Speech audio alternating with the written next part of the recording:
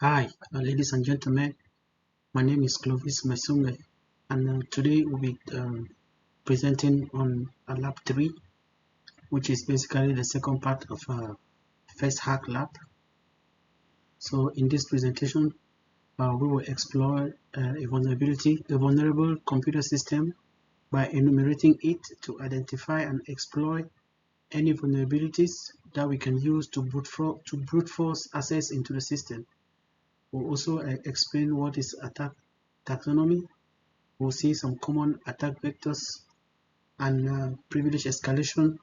We'll also exploit some mitigating strategies for these common attack types. For this lab, or the tools that we'll use a Linux virtual machine. We use a Metasploit, and also use a Kyoptrix virtual machine, Kyoptrix 1 virtual machine. So starting first, we'll see here on our Linux machine. The first thing we'll do is this IP address of 192.168.1.151 is for Kyoptrix machine. So the first thing we'll do here is to try to run an nmap on that machine, on that target machine, on a Kyoptrix machine, to see the services that are running in the VM. So here we can see that these are services that are running in it. We have port 22, which is running SSH, is open.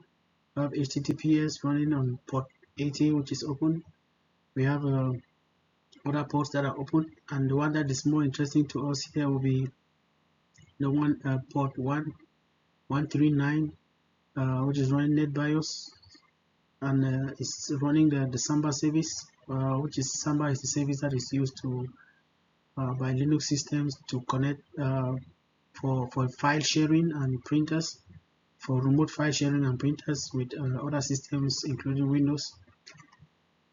So here we'll do the nmap. The command we use here is the nmap -s capital uppercase V, and use the IP address of our Kyoptrix machine. Here we see the services that are running and the ports that are open. We're going to explore one of them ports to try to brute force our way into the machine. So this next on this next screenshot, we are trying to get into the Metasploit machine. So the commands that we use here will be msf console to open access to the Metasploit console. And why the Metasploit console, we'll use the command use auxiliary /scanner /smb version. This is going to help us to get the SMP version, and which we can see from here.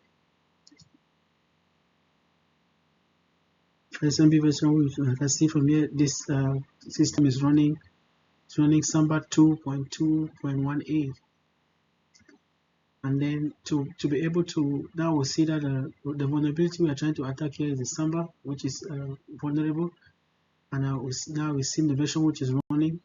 Now now we are in Metasploit. To target our Kyoptrix machine, we are using the IP of the Kyoptrix machine. So we'll set rehost to this IP address. Simply means we are setting a Kyoptrix machine, a Metasploit machine, to try to access a Kyoptrix machine. So that's why you see this command here: set rehost to Kyoptrix IP address to target a Kyoptrix VM machine, and then we hit run. After we hit run, now since we know that our Samba is running on the version 2.2.1a or approximately, so when I Google that on the exploitable database, on the exploit database. So from there we can see that there's a vulnerability actually exists, and to be able to exploit that vulnerability, there is a code that is there we can use to exploit that vulnerability. So by clicking on these brackets here, it's going to give us this code. So the next thing we'll do is we're just going to copy this code and use it to create a file, to create an executable file. So right here, after creating the executable file, I named the file 10.c. Create the file. This is the file right here, which is already created, and I just cut the file to see the content. Then next, Back on Kali Linux, now we're trying to exploit. Now we run the file to execute the file to get access to our CryptOptics machine. On executing the file, it gives us multiple options on how we can exploit the server vulnerability. And here we choose the option B, which is a brute force attack, which is our plan to try to brute force attack into the machine. So we use option B. So you see the command right here. So we run the exploit file. It gives us multiple options to exploit the Samba vulnerability. We use option B, which run with this command by executing the file, and directing it to a CryptOptics machine for brute force attack on the target CryptOptics VM. So what happens here next is I proceed to create a user account. So from the previous screenshot, we actually got access into the CryptOptics machine. So the next step will be to create a user account. So I proceed to create a user account to access the CryptOptics VM using this command. User add cmesumbe, which is my name, and then the password, which was created successfully. And now go back to the CryptOptics machine, and they use that access that I just created. The username cmesumbe we see right here, and the password. You can see that we actually got access to the machine. You see, when I did something like just pwd to see which user is logged in, or using who am I command to see which user is logged in, to see that the new user we created is the one that has logged into the CryptOptics machine. So on the next part of the assignment, we look at attack taxonomy. Cyber attack or taxonomy classifies cyber attacks by features, tactics, and goals. This taxonomy helps businesses to identify various threats they face and develop effective strategies for prevention, detection, and response. Looking at the key categories of attack taxonomy, we see technical attacks, which include buffer overflow. Buffer overflow is simply exploiting memory allocation errors to execute arbitrary code. We also have privilege escalation, which is gaining elevated access beyond intended permissions. We also have return-oriented program, ROP, which is chaining together existing code snips to bypass security measures. We also have, apart from technical attack, we also have malware attacks.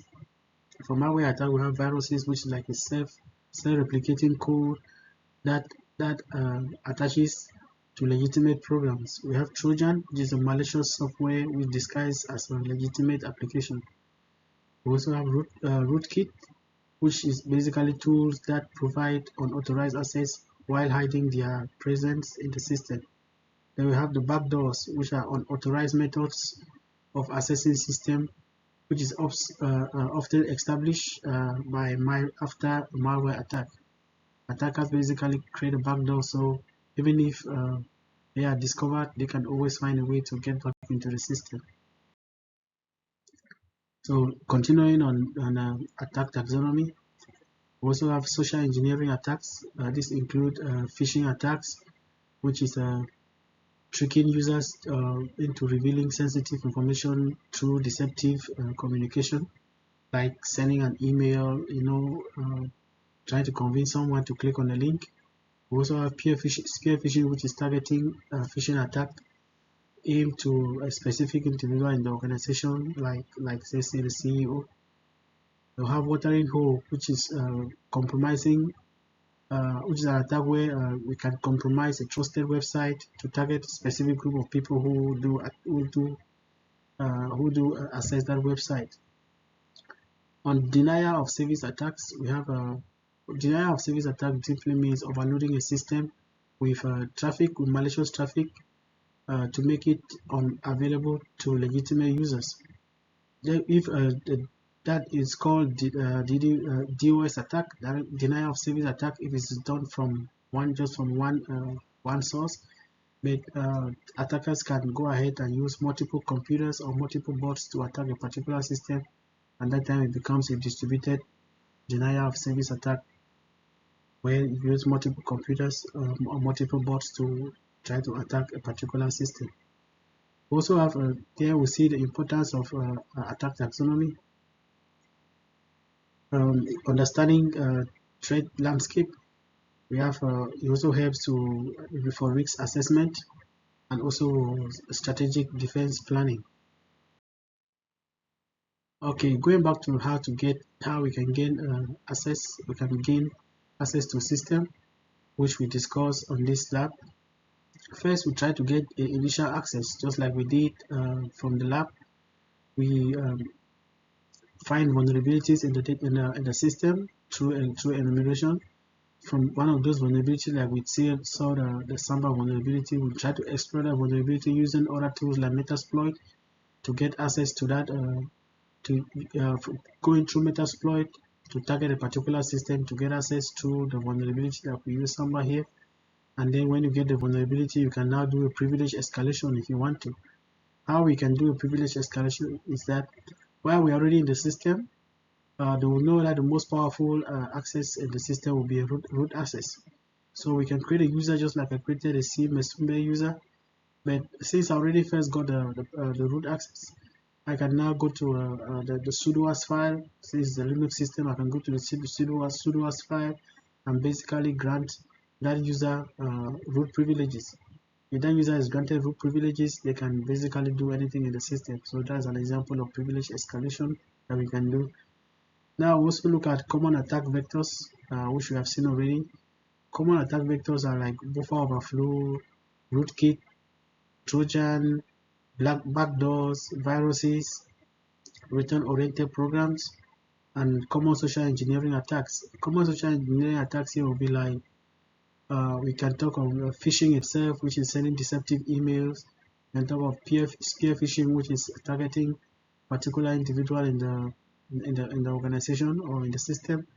We can also talk of phishing, which is like a voice calling, where you see scammers trying to call you, pretending to be trying to help you, like the one that is common here in the US. Scammers will call you, trying to pretend to be calling you from IRS, telling you your social security is suspicious. Your social security number is suspected for a criminal activity, which they need to help you to fix, and then from there they can start trying to get your personal information. We can also do that is phishing. It's calling you by voice. It can also be smishing, which way they send you text like that with a hidden link on it, trying to get you to click on that link so they can get access to your system, or maybe they try to get access to your system somewhere, and then if you have a multi-factor authentication enabled, it's going to send like a one-time passcode in your phone, and they will try to call you to ask you to give them that one-time passcode so they can get access to your system. So to mitigate these attack techniques, to secure the system from privilege escalation and other attacks, we can consider the following strategies, assuming upgrading and replacing the system is not an option. So if we don't want to replace the system or upgrade the system, there are other mitigating strategies we can do to prevent such common attacks. One would be like implementing the principle of least privilege, which is basically giving your employees just the least possible permissions they need to be able to do their jobs. That way they don't have access to what they don't need to have access to. We can also use regular update and patch softwares, like for instance in a Metasploit database, in a Chaoptrix VM that we saw earlier, we see that there are so many open ports in it, and it's running so many services which are actually not being used and which are vulnerabilities. So by running patches and updates, running update and patch software is going to be able to fix such vulnerable open ports and any other vulnerable systems that are known already, although that have patches existing. So we need to run those patches to fix those loopholes. We can also use education and awareness training to train employees on recognizing phishing attempts and social engineering attacks, like recognizing which email is fake, recognizing which phone call is suspicious, and recognizing which SMS is suspicious, and reporting it to the appropriate authorities for action to be taken. We can also do monitoring and audit access log regularly to review the logs for unusual access patterns or unauthorized attempts. We can also use strong authentication mechanisms by implementing like multi-factor authentication to add an extra layer of security after using like a password, username and password. Using an extra layer of security like MFA is actually very secure, which will can set it up to give a phone call to before we can confirm a phone call before we can have access. We can also confirm an one-time password like we saw earlier, or maybe we can need to use an authenticator app on our phone, like Google Authenticator, to confirm the code before we can have access. This is actually very important because most people without multi-factor authentication, it's so easy to hack them. But with the multi-factor authentication, the hacker cannot get through your system without you confirming. So they will need to try to get into your system, and if let's say you get an email or you get a text message or you get a phone call to confirm, if you see that it's suspicious, as long as you don't give them that code, that MFA code, they will not be able to get access to you. So MFA is actually very important. So the next one we can employ intrusion detection system or an intrusion prevention system to be able to detect any malicious activities, or even intrusion prevention system which will not only detect but prevent such activities from going. Let's say, for instance, for the latest for the lab that we did, if we try to exploit the vulnerability, the Samba vulnerability in our system. If we have an intrusion detection system, it's just going to detect that some malicious activity is going on, but it's not going to stop it. It's going to send like an alert and also write the logs. But if we have an intrusion prevention system, that is going to suspend that transaction from going through, which is very important. We also have a secure configuration. Secure configuration also like doing hardening system configuration to reduce attack surfaces, such as disabling unused ports. That is hardening, such that we will check our system, we run our system like we do the nmap, and we see that ports are open. If those ports are not being used, it's best practice to close those ports so that the attackers cannot get access, cannot use it as a vulnerability to access our system. So for this little presentation we did, I used a little bit of some references, especially I did some references on common vulnerabilities and common attack types, and how they can be mitigated. We also did some search on what actually attack taxonomy is, and also on the we also checked out the exploit database to see the Samba version. That's how we got these references.